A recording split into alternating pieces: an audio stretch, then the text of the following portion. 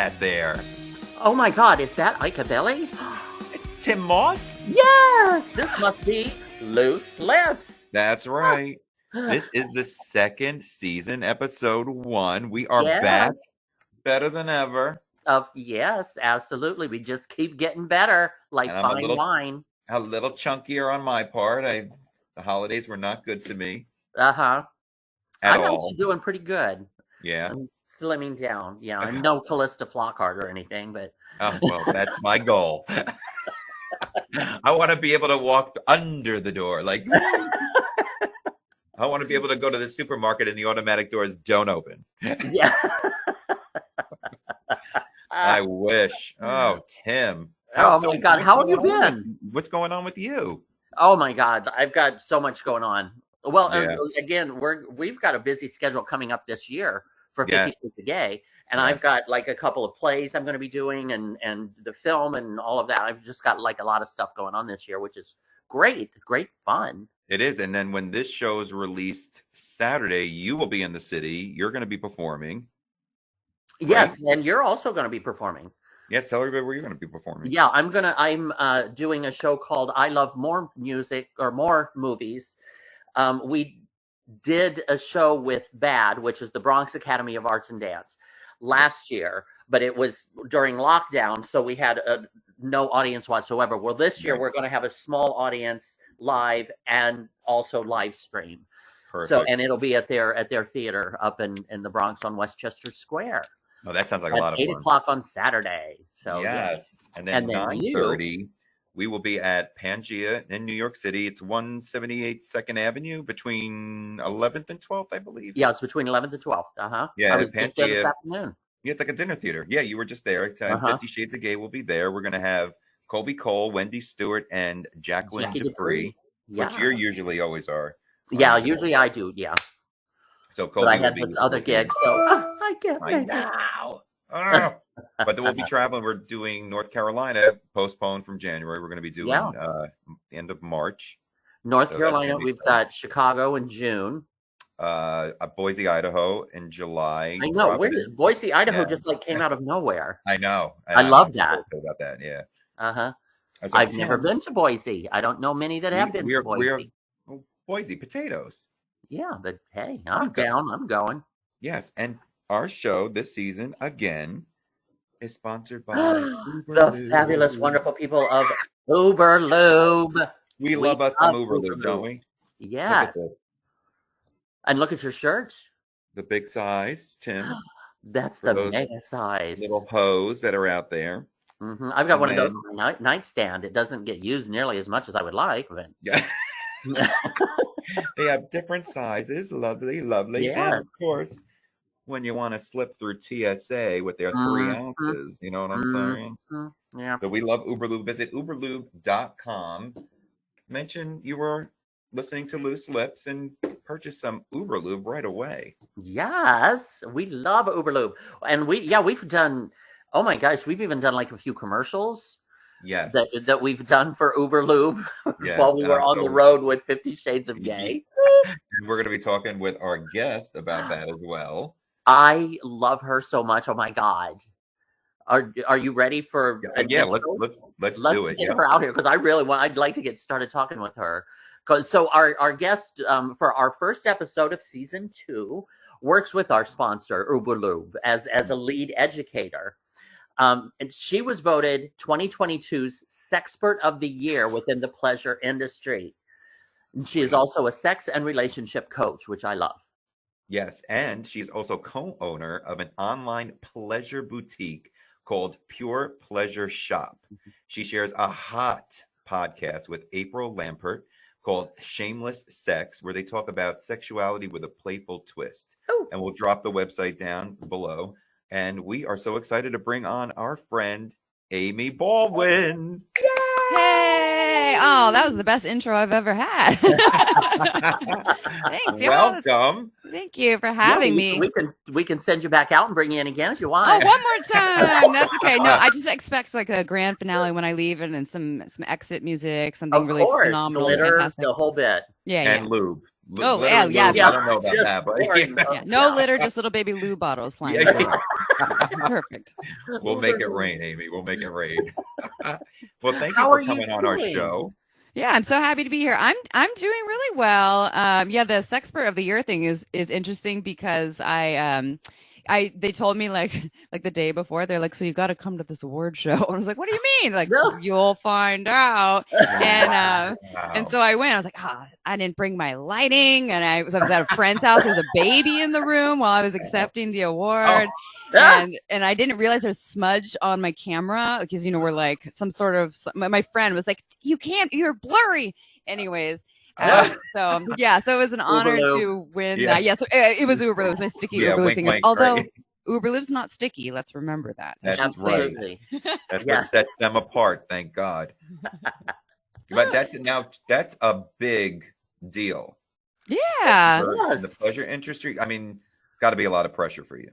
Yeah, I guess it's a lot. The interesting part for me is I actually this year decided I'm not going to be teaching sex ed the way I used to. But I mean, granted, I'm doing on the podcast all the time, right? And I'm not teaching the workshops. And I haven't been doing in-person workshops for a while now because of the COVID days. But even Zoom workshops and various things because Shameless Sex got a book deal, so we're focusing on the book. So literally the week after I decided I'm not really going to do a lot of sex ed stuff other than the podcast. They're like, "You're Sexpert of the Year," and so I guess that's how it works.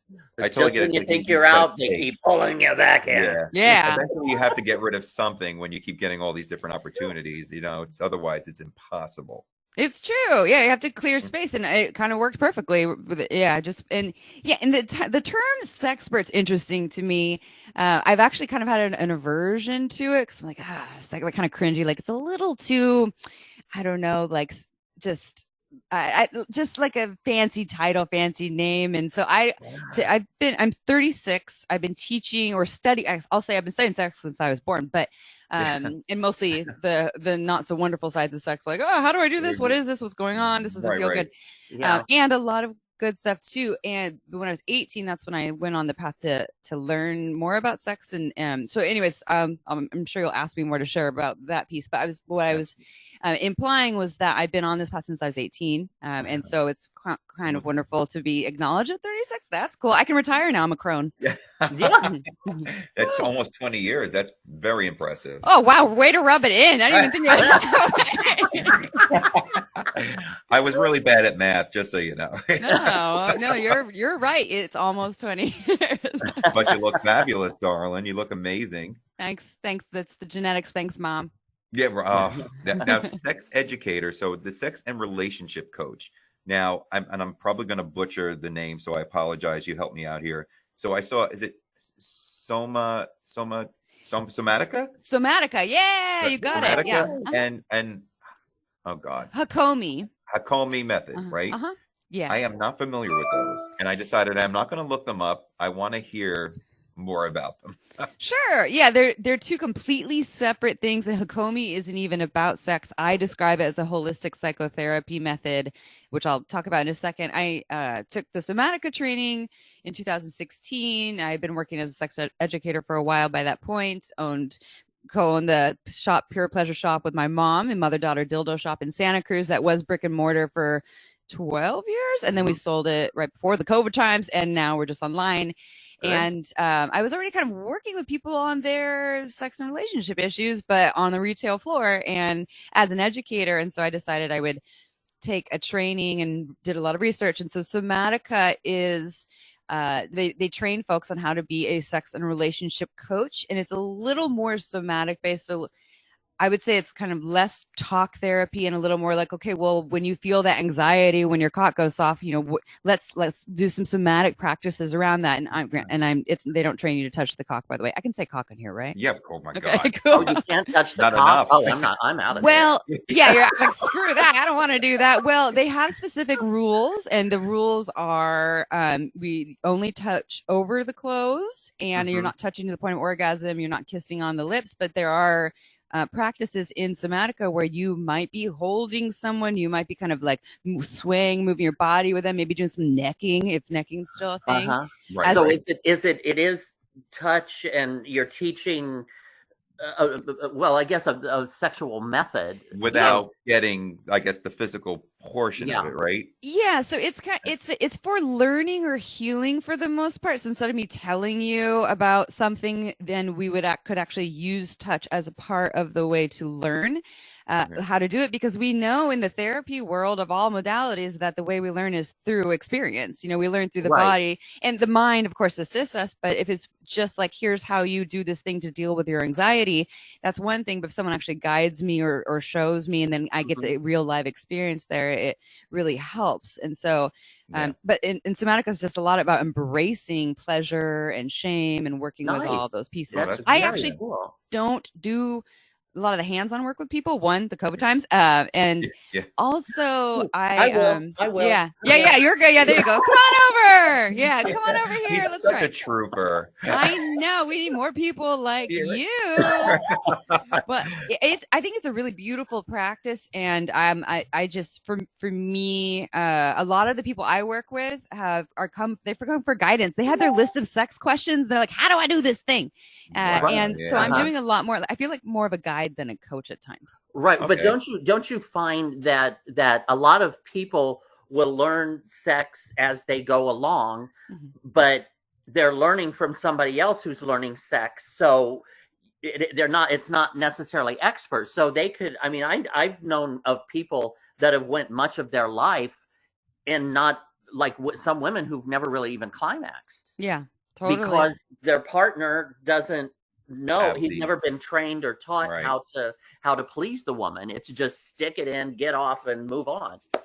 Bang, bang, bang. Yeah.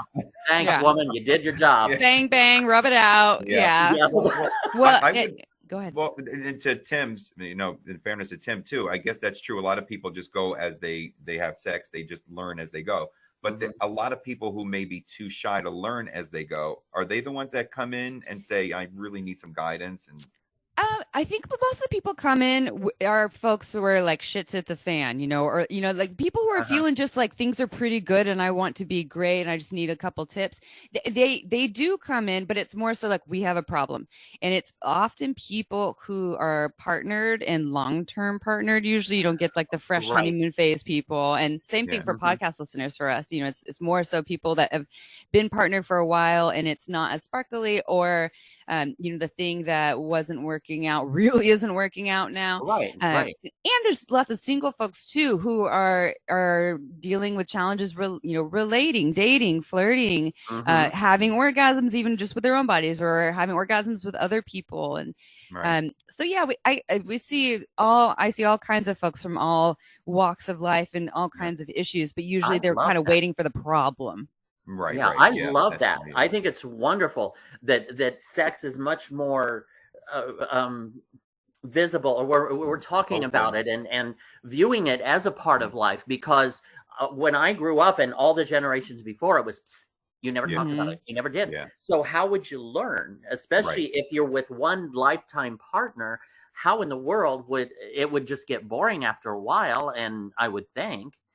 When I worked the retail floor in Pure Pleasure, I remember this one woman who's probably close to 80 coming in, and her husband of 60 years had just passed, which is sad, but she had never had an orgasm, and I got to sell her first vibrator, and it was awesome. And I got to show her how to use it, like not on her body, but just like give her guidance. And I was like, oh my God, this is amazing. She's been on this planet for 80 years, never had that feeling, and she's finally going to go and give it to herself. Right. That's what I'm saying is, and I'm glad that you're helping people to discover these things at an earlier age too. Right. Yeah. I wish I had this education as well too. It's like, that's really nice. What would it be? I mean, how, even for me, I think if I were, 15, 14, someone were to give me all this sex positive sex education and not just say, here's all the nasty things you shouldn't do so you don't get herpes, and actually tell me, or don't get pregnant, and actually tell me the ways that my body is capable of pleasure, and, and it's just as equal to any human I share my body with, and here's all the ways you can explore it. And oh my God, my life, I think, well, I probably wouldn't be in this profession, so I'm glad I had all my wounds, but it would be such a wonderful world. I feel like we'd have a lot less violence in the world. Let me tell you. absolutely. Well, 100%. that's one thing that I bitch about anyway. Is the way I see it is like an Arnold Schwarzenegger movie or somebody who I don't know, an action star now, Jason Statham or whatever. Or Richard Simmons. Yeah, Oh, sorry. Richard Simmons. It's a Richard Simmons. Yeah, right. Sorry, I'm sorry. Where was I?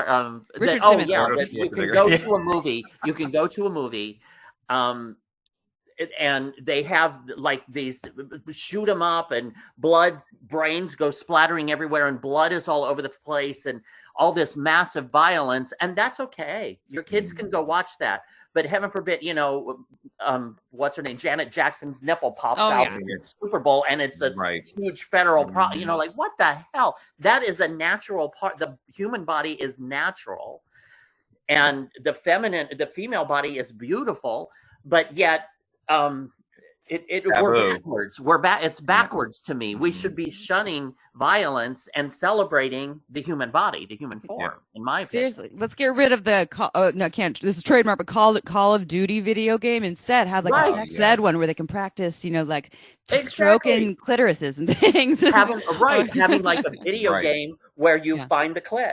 Yeah, and you have to do like a consent talk, like, you know, click here for the different things for like consent and boundaries and don't them. I love that. But don't they have video games like that now? I think I've seen a few where they actually are explicit sexually, and they are showing them having sex and.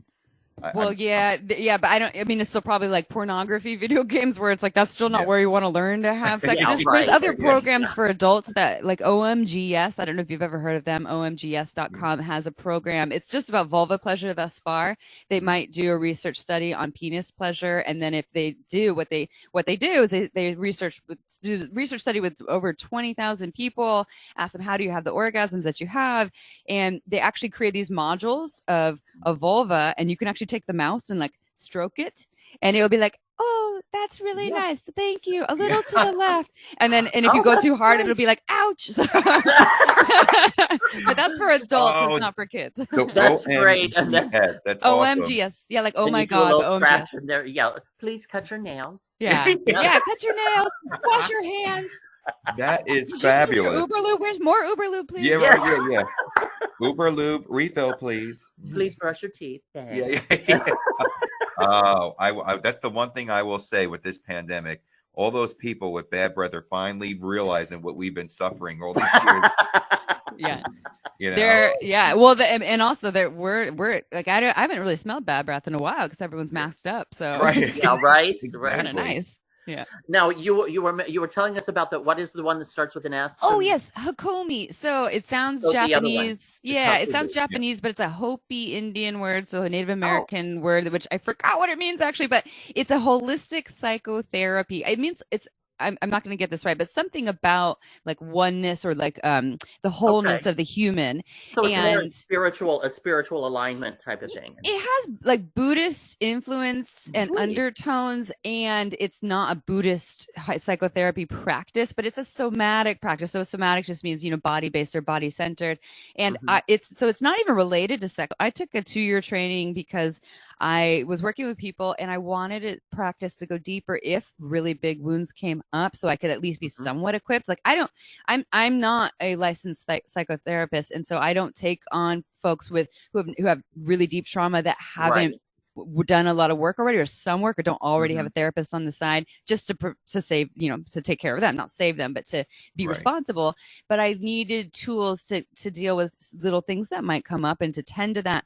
And so what Hakomi would look like if we were in a session, and you can do it over Zoom, but you're talking about your terrible day and your boss was yelling at you, and then we would maybe ask something along the lines of like, oh, do you feel that intensity right now? Yeah. What does it feel like? It feels like fear. Where do you feel that fear? I feel this like tightness in my chest. Are you open to exploring that? Do you want to kind of examine that sensation and see what comes up? Sure. And then I bring you mindfulness, and then we go into the sensation and the feeling. I'm not a Hakomi teacher, by the way, so I might be botching this a little bit, but and then through that, sometimes images, memories come up, then you go into those pieces. So it's a beautiful practice, and there's so many other psychotherapy practices that do similar things. I think is really helpful. And these are to open up the sexual to sexual pleasure. Well, that's why I took it. Hakomi's not about sex. It's, you're at your everyday therapist would take a Hakomi training so it's a psychotherapy method. I just bring it into the sex and relationship world. I see. I like that. And I met other people who have done that there. I kind of made my own rules and my own path for being a sex and relationship coach. Yeah. I don't want to go and spend so many years getting a PhD researching all these things. I get to research all the time on the podcast. Instead, I just took all these little trainings that really speak to how I want to work with people. So the Hakomi method, then it's more mental, cleansing, or is it more? It's working with the wounds, it's working with all the pieces, whether it's trauma, shame, all the deep hurts or communication pieces. But it's therapy, but it's just more body-based therapy. Okay. Yeah. That's fabulous. I love that. I think I need that. Don't we all? Yeah. No lie about that. Yeah.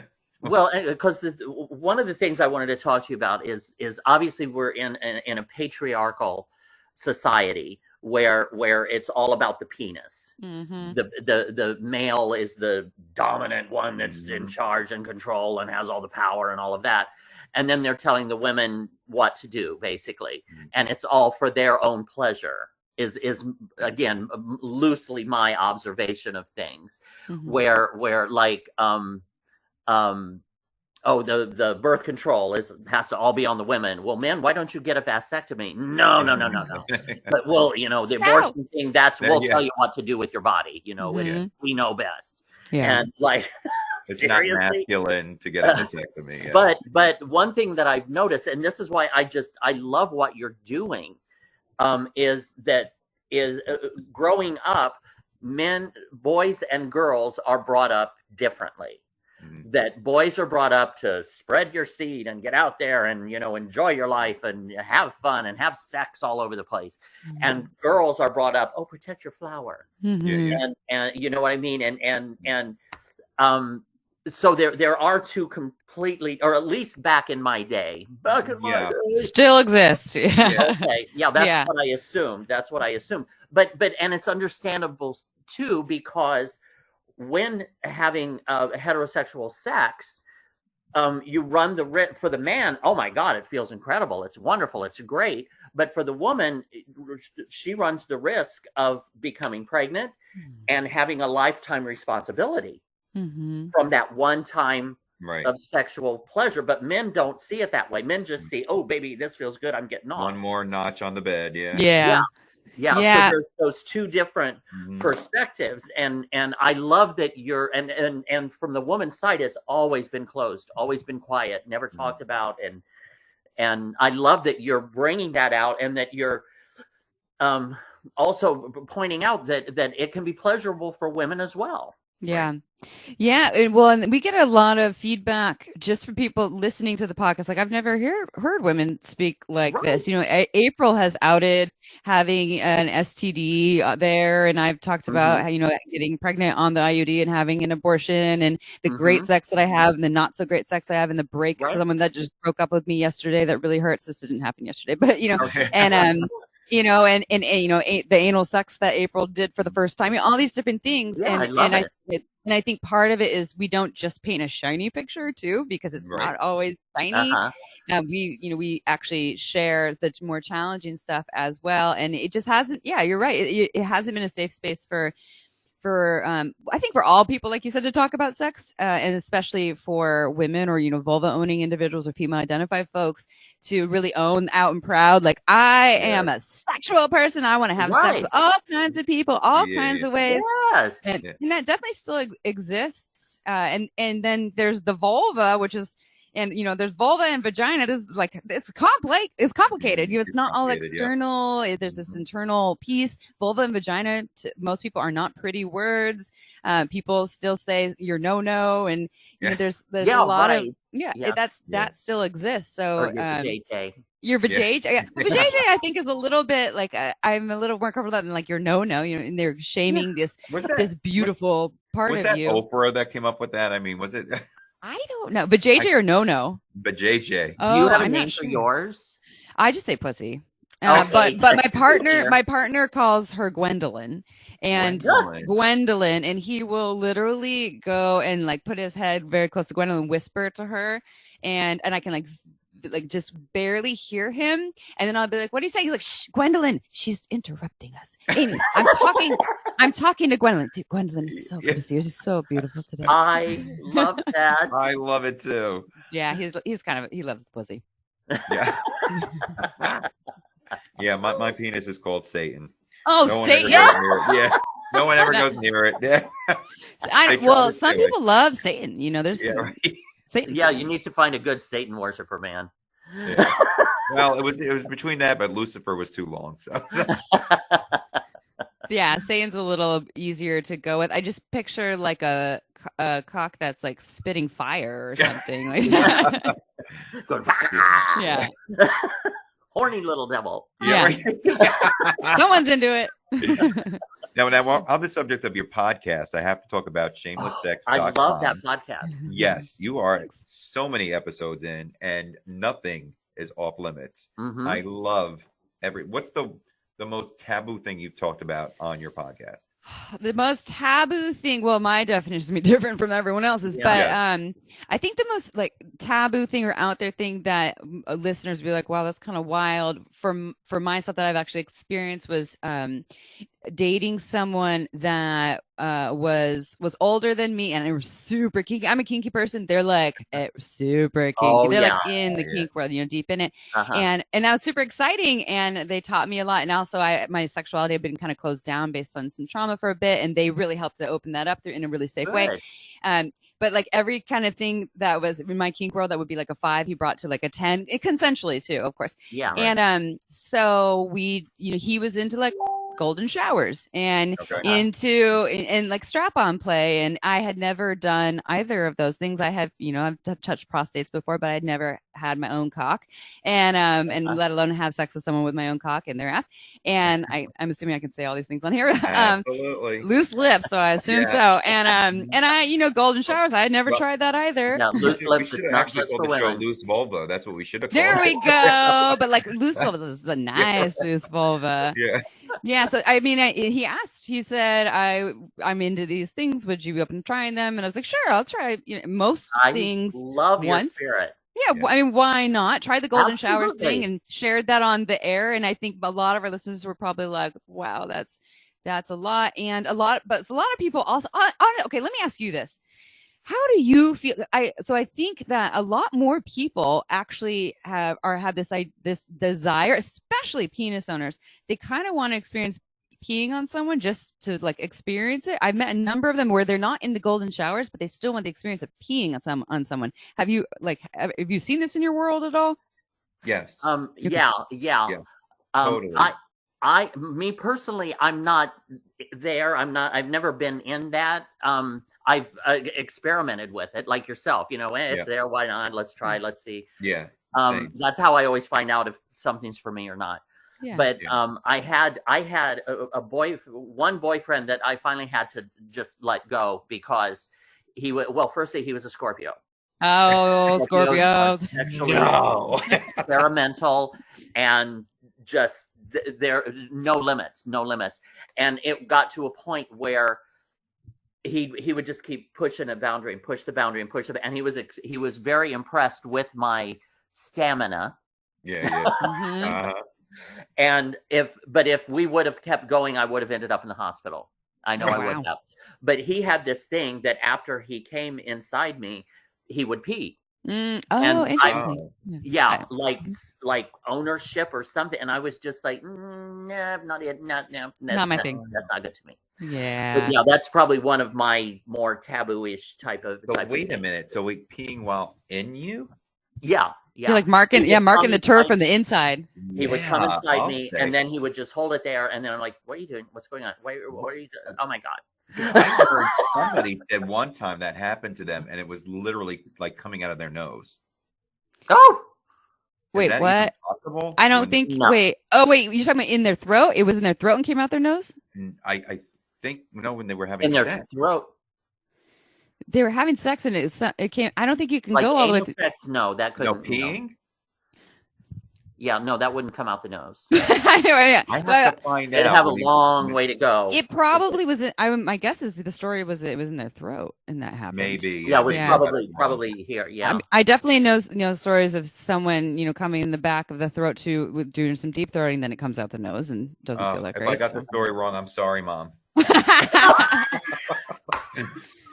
Hey, Mom, what's up? But I host another show which is called Comedy Sex Show, which is similar, where there's three of us. There's Tara Tiara, who is a retired New York City escort, so we have her perspective. Lola Bastonado, who was a sex expert and has a show on Playboy TV and Playboy Radio, and then me as a gay New York City entertainer.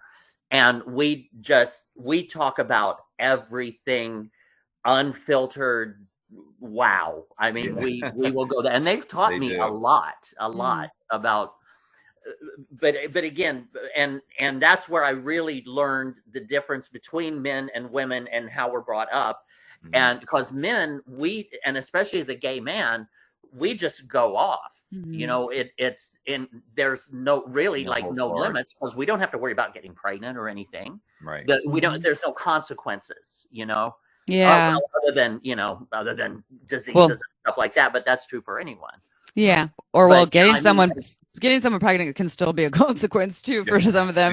They don't necessarily have to think about it the same way. But if I was a penis owner and I was, having sex with folks, I would be really concerned about that. I was like, I'm not, unless I wanted to make a whole bunch of babies, that would be something I would want to take matters into my own hands and not just, Hey, you see what I did there? With a lot of Uber Lube, though. Yes, everyone. always the Uber Lube. We cannot bring up, speaking of Uber Lube, tell us how you got connected with Uber Lube, and you said it was quite some time ago, right? Yeah, I think 10 years ago. I learned about Uber Lube from a phenomenal sex educator who I think has since stepped away from the sex education world, Megan Andalou, and she's an East Coaster. She's awesome, and she had told me about Uber Lube, maybe 12 years ago or something. And when we owned the retail store, and she taught a sex ed class there, and she's like, "Why you need to carry Uber Lube? It's the best lube on the market." And so we started carrying it at Pure Pleasure, and it really is sold phenomenally from day one. I mean, there's just nothing like it. You put it on your body, and the experience is like, this is lube. I didn't know lube could be this good. I actually want this all over my body. Like, I don't want to wash it off. I want to put it in my hair. I want to put it all over, my legs when they're dry, all the things, and great for sex. And anyway, and I wear many hats in the human sexuality field. And one of them was I started to also work in kind of the educational realm of the manufacturing side. So working with manufacturers to represent their brands, but more from an educational perspective than a sales perspective. And I loved Uber Lube, and I met them at the trade shows, and I went up to them and I was like, I love your product. I'd love to represent you. And it took about a year for them to figure out who I was. Not like I'm special, but who's this Amy person? And then they're like, okay, we want you. And it's just been love ever since. I'm telling you. I love that. And Uber Lube has been wonderful to us as well. Absolutely. They've been sponsoring 50 Shades of Gay now for, 4 years. Oh, awesome. Yeah, wow. You're you've been with them for a long time too. Yeah, but not as deep as you have, but no pun intended. Oh, see what you did there. Right, but no, definitely. They have been behind us, and the audience members, in more ways than one. The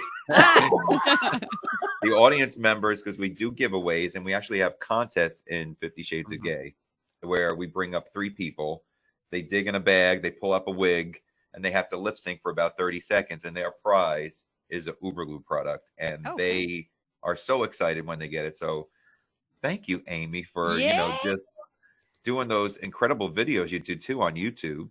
Oh yeah, to teach the people about when we added yours on there. You're on Uber Lube's YouTube. That's how I met you. Right? I was like, can we add your videos to this site? And I love what you all do.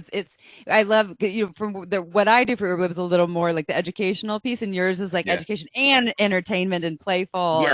Yeah. We like the bad hair day one. Oh God.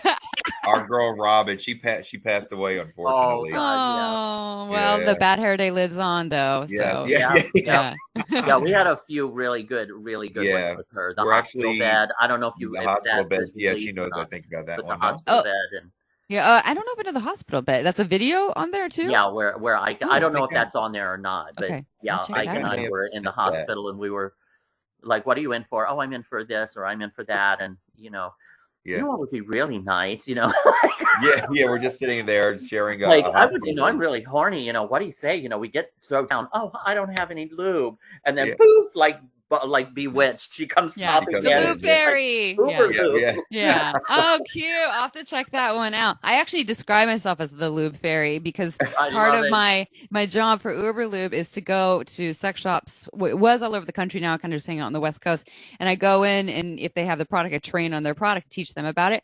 But I get to hand out bottles of lube to people, and it's like the best, and it's in this beautiful glass bottle, and I just make their day. Like they're terrible day at work, someone hands you a nice bottle of lube, your day is really good. They're very happy. So people are like, one of the things I love about Uber Lube is again the bottle itself is very attractive. It looks fabulous sitting on the nightstand friendly. That's what they say. Nightstand friendly, right? I love it. It doesn't even look like lube. It just looks like a cosmetic or cologne or something. It is. And the travel one. Amazing. Have you seen the new colors, the gold and red yet? Yes. So good. The red is like, woo, love it. Yeah, they're beautiful. I should have brought one over here for you to see. But yeah, they're gorgeous. Yeah, and they look like little mouth sprays or something, or like mascara. Right, oh yeah. Well, try making that mistake, right? So April is your friend or lover or? It's funny because a lot of people in the sex toy industry have thought that April and I are partners, like lovers partners, for a long time. And I use the terminology partner to talk about my partner, who is a penis owning individual, but she's my business partner. But we actually met way before we were in the sex toy industry. I was already on the path to become a sex educator and open a sex shop, but we met when I was 21, working in a restaurant, over her talking about getting spanked the night before at a party, and I was like, I think I really like you. And so we became best friends since so from day one, and then I opened Pure Pleasure, brought her in as our manager for the sex shop, and then brought her to a trade show, and she met the manufacturers of Fun Factory, which is a really wonderful sex toy company. I love their products. And she just took off. She went now she's like VP of a sex toy company. So we were already doing that, and we always knew we'd do a creative project together. We were already traveling, training in sex shops about the products that we represent, and going to trade shows together. And then we're like, we're going to do something. We also are convinced that we lived a past life together. We were like some sort of empress goddessy people. We were like, this goes way back. And fans involved. Exactly. Great. Yeah, and probably having a lot of good sex. And now we talk about sex a lot. So I thought that was you. Yeah, I knew it. I knew it. You seem familiar. That's where I know you from. Yeah, from the year 1200. Yeah. It was a very good year. It was a great year. Yeah. So it's our little baby that we started in 2017. Talking about the podcast, and we do an episode every single week. We've never missed a week. We started as a passion project. Just went on Sex with Emily's podcast because we're friends with her, and loved it. It's just so much fun to get on microphones and talk about sex. Like, look what we get to talk about for a living. This is great. Love it. Now on the subject of Pure Pleasure, your shop, tell us what kind of products that you have in the shop online. Yeah, so when we opened the retail store in 2008, our policy was only high quality toys that were body friendly, and so meaning body safe, because there still are toxic materials in a lot of sex toys, actually, because the FDA doesn't regulate it. The FDA does now regulate lube, which is a good and not so good thing, just because there's now limitations, but now they're regulating the materials, I guess, which could be good. And Uber Lube, they have always been the best of materials, everyone. But the sex toys that we carry, so they're almost always going to be made of something like silicone, stainless steel, borosilicate glass, or like hard ABS plastic, so things that aren't going to put toxins in your body. When we owned the retail floor, we got to touch and sometimes try every single one. We didn't sell the ones that we tried on our best, just so you know, but we got to, really know the toys, because we were that kind of store where everything was on display, and not everything, but most things. You could feel the vibrations or the texture. But now we're just online. So we know the brands really well. And so we don't necessarily get to like touch and try everything, but it's everything from vibrators to floggers to lube to bondage gear, all the things. Right? What about like wheels, the wheel of pain or anything? Nah, yeah, it's a little too bulky to ship for us. So True. yeah, we haven't That's gone down true. that route. I would say in the kink world, we'd be more like, beginner, intermediate geared as opposed to like super advanced.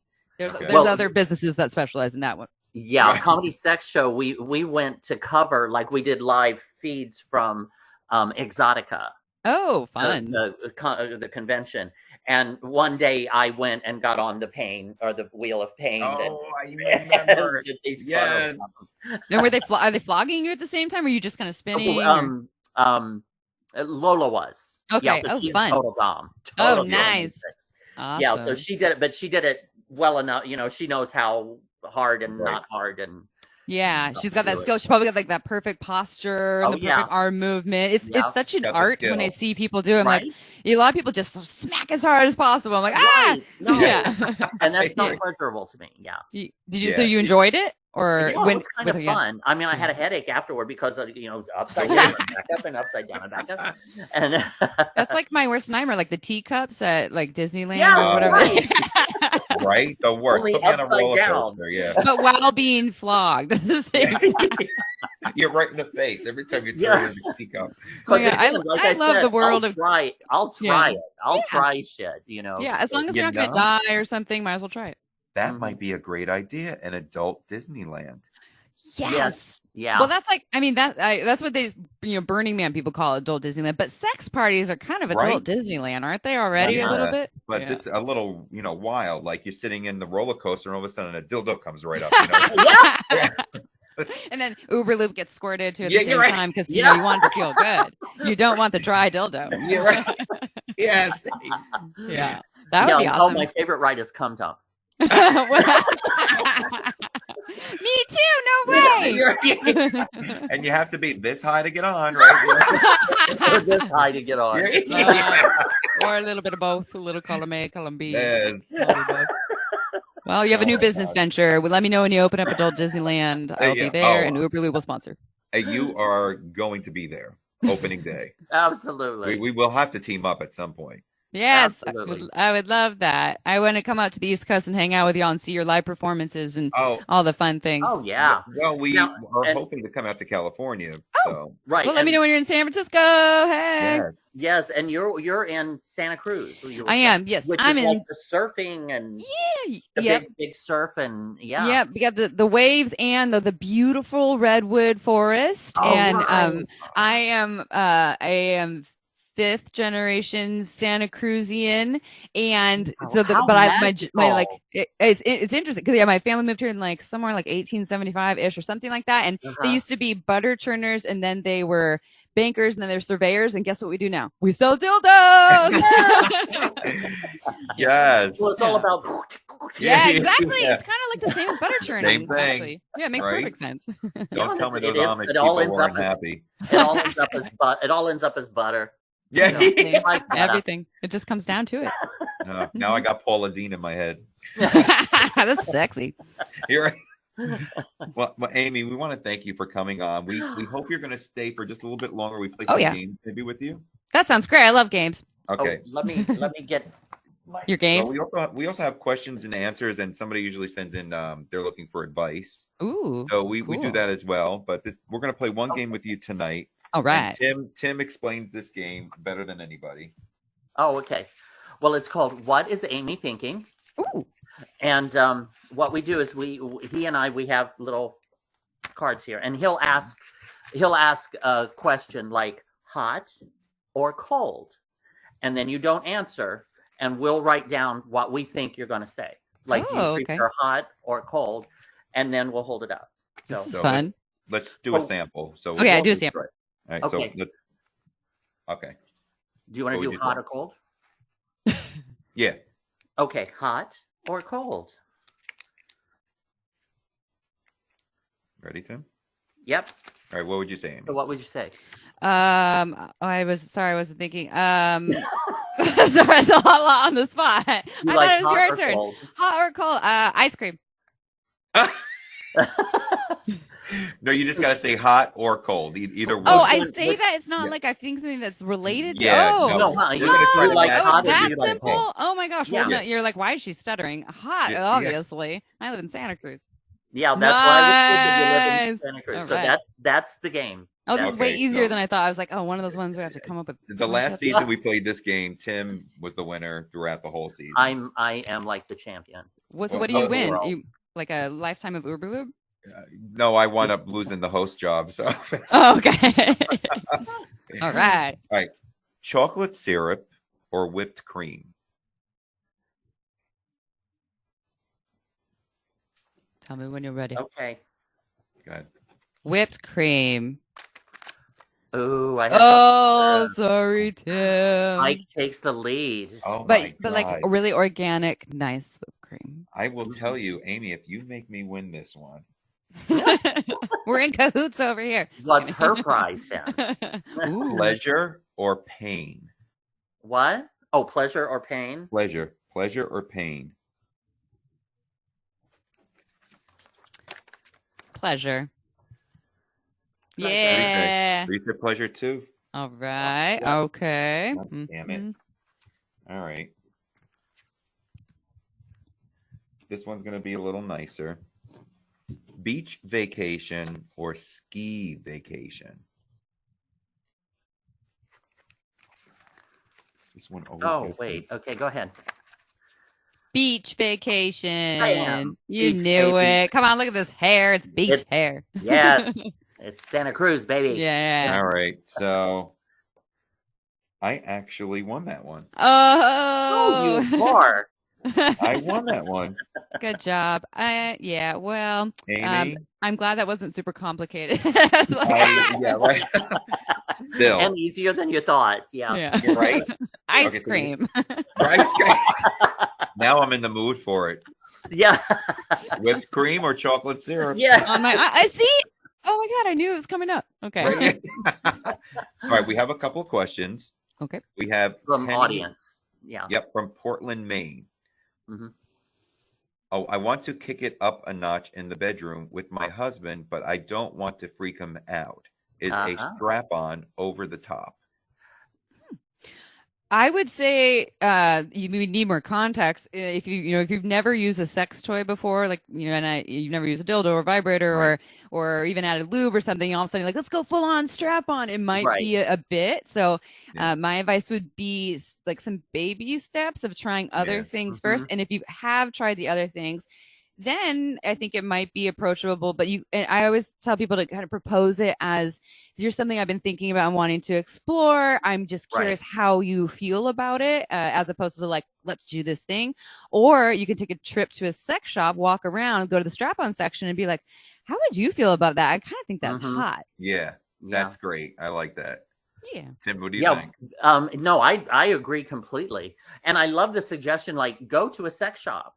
Because again, it's still kind of considered taboo, and oh my god, I don't know if I could go, or blah blah blah, blah, Yeah. Go with your partner. Go to a sex shop. Talk about what you want to try, what you don't want to try, and buy something and go try it. Mhm. I say But Penny. I agree that it can. You can't go from 0 to 100. Yeah. It might be a bit much. Yeah, work your way. Yeah, because he might. But I think a lot of guys do secretly want to try stuff like that, and a Mhm. lot of women do want to take the driver's seat.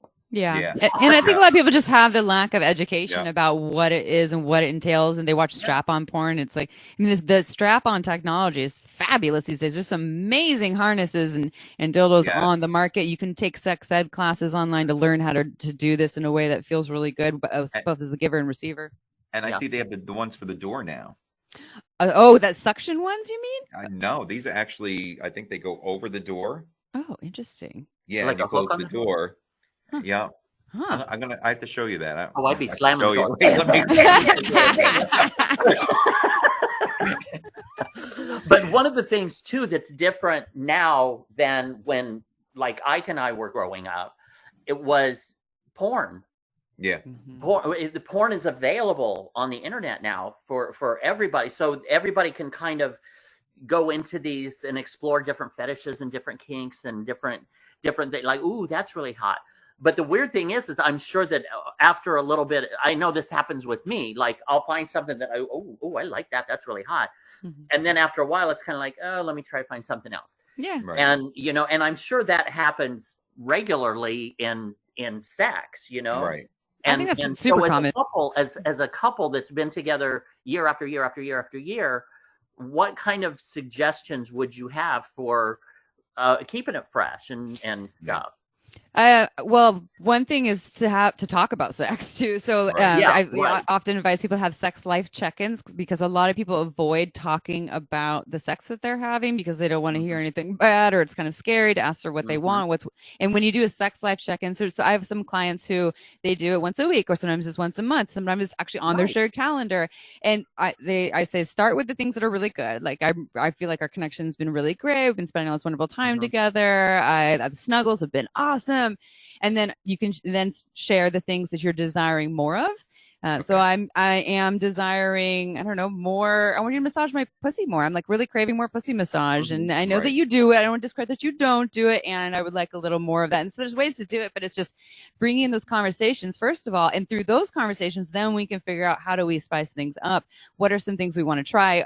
Another fun is making a yes, no, well, not a no, yes and maybe list. Actually, no, sorry, I'm going to rephrase that. A yes list. So I make my yes list and you make your yes list. And watching porn or listening to podcasts to hear all the things that are available, give you good ideas of what to add on there. And so you make your yes list. Then you come together with your partner and you put the yes list together and you look at theirs and say, oh, I'm a yes to that as well. I'm a maybe to that. And I'm a no to that. And then you have this whole thing, now a new menu of things that you can try, but you just need to put in the energy to do these things and to continue to learn what's available. Those are wonderful suggestions. Wonderful. Well, that's why I love the games too that they have, the card games. I've seen a lot of those too, and they're fun because it almost kind of makes you go a little further than what you're used to. Yeah. And they have some really good ones that are even more innovative where it's not just like lick here and kiss there. It's like, let's actually have a sexy conversation about our sexy dreams or our fantasies or our desires, or like, let's write out our own erotica or design our own porn scene or something like that. Let's role play. Yeah. Role play, exactly. So I just want to say to Penny from Maine, throw on that strap on. Throw it on, and if he says ooh and not ouch, you got a problem, Penny. Yeah. Or you don't have enough Uber lube. This is true. This is true. All right, we have Sean from Secaucus, New Jersey. Is water-based lube actually better? Well, as someone who loves Uber Lube, which is a silicone-based lube, I would say no, and everyone's different in terms of their preference. So water-based is water-soluble. You put it on your skin absorbs it, goes into your bloodstream. It doesn't last as long as a silicone lubricant. And it is completely toy compatible with all materials. So silicone lube and silicone toys sometimes can be an issue. Whereas water-based you use with anything, it's compatible with all condom materials, latex and non-latex. So it's just like a little bit easier to navigate, but I have yet to use a water-based lube that I fell in love with, where I'm like, this, I want all over my body. I love this. I mean, I've used good water-based lube, but it often just disappears faster than I want it to, or gets sticky or tacky. Whereas the silicone, especially like a silky Uber lube that has a little vitamin E in it, just feels nice on my skin. But everyone's different. Some people like coconut oil. Everyone is really different on their preference. But yeah, I'm a diehard Uber lube fan and was before I worked with them. Everyone, I'm not biased. Now, have you ever heard of like silicone allergy?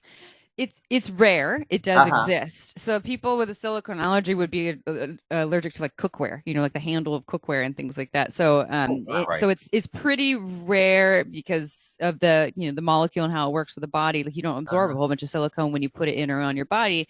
And it's not that it doesn't exist because there's people allergic to anything and everything out there. But we at Uber Lube, we've heard of. I think we've heard of cases, and also we don't even know if they're true or real. So it's not that, but it does exist. Yeah, and Uber Lube has no alcohol. Yep. No animal testing, vegan, all the fun things. So if you're And- vegan, everyone, Yes. you Uber can eat. Loops for you. Yeah. Yes. Yeah. Uber Lubes for you. My April likes to put a little bit of Uber Lube in her mouth before performing some oral sexes because I said sexes intentionally, everyone. Because it makes everything all silky. Doesn't have a flavor or a scent, and she's ready to go. It's her little party trick / the thing that she does, but nobody knows that she's doing it, and her mouth just seems so silky all the time. Oh. But I'm telling you too.